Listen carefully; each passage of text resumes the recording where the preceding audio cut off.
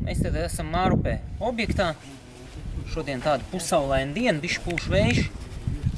Un šeit mēs redzam divus mūsu piedāvātos materiālus, vizāžus.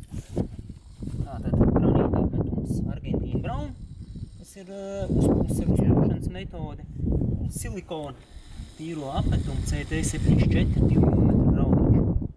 Tātad divas lietas, ko gribējās izstāstīt.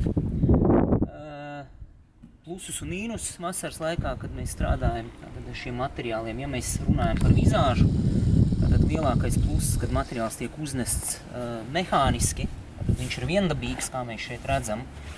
Temperatūras svārstības maz ietekmē šo materiālu un ir iespēja uznest šo produktu jebkuros laika apstākļos. Galvenais, lai viņam virsū nebūtu tiešā lietas iedarbība.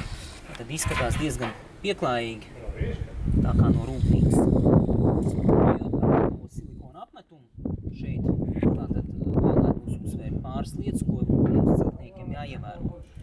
Tātad vasarā strādājot ar šo apmetumu, kad temperatūra ir jau pietiekoši augsta, iet runa par kaut kādiem 20–23 grādiem, ja vēl paralēli ir vējš, tad ar šo apmetumu ir jānoķer pareizais moments, kādu viņu tieši iestrādāt, lai varētu uzrīvēt viendabīgu faktūru. Pirmais materiāla iestrādes tātad jāņem vērā, ka ir jābūt sagatavotai ļoti labi plaknei.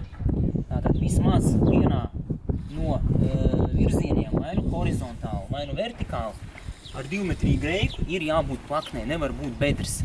Tātad cits jautājums, ja ir vienā virzienā neliela vilnīša, tas ir pieļaujams, bet ja ir abās plaknēs vilnīši, tad agrāk vai vēlāk uznesot šo apmetumu, mums tajās bedrēs sakrāsies divkāršās kārtas, kas mums traucēs šo apmetumu uzrīvēt. Tātad ir jābūt vismaz vienā plaknē līdzenai tai virsmai. Parasti celtnieki izvēlās horizontu, jo horizontu vieglāk ir izvilkt, un tas arī normāli.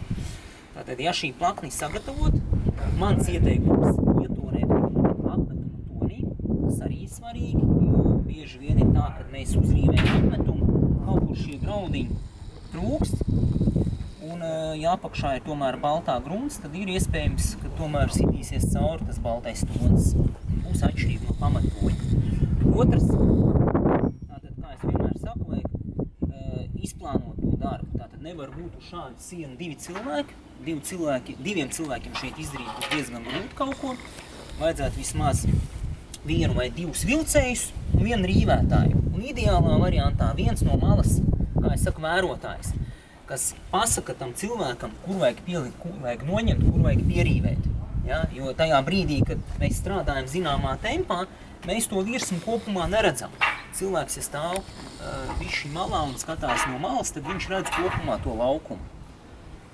Otrs moments, kad mēs uznesam šo apmetumu, vajadzētu ievērot to, ka mēs nevaram viņu uznest haotiski, bet jāuznes viņš līdzeni, tā kā špaktele, grauda biezumā.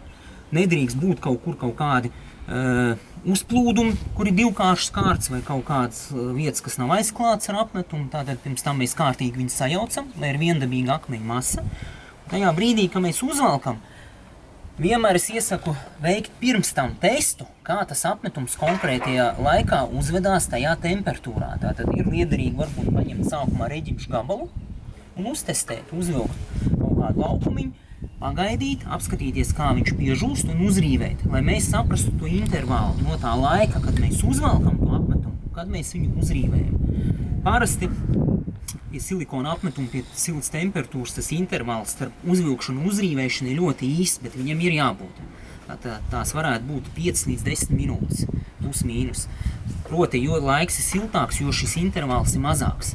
Ja mēs valkam un uzreiz rīvējam šo apmetumu, var sanākt ziepes, jo viņš nenorēģē ar to virsmu, viņš vēl nav izdalījis visu savu mitrumu, un dabūt to redzamo faktūru vienmērīgi ļoti sarežģīti. Ja mēs viņu rīvējot, mēs rīvējam tā kā pa puņķiem, un tas traucē dabūt to gala rezultātu. Viņš ir beigās, bet mēs viņu neredzam.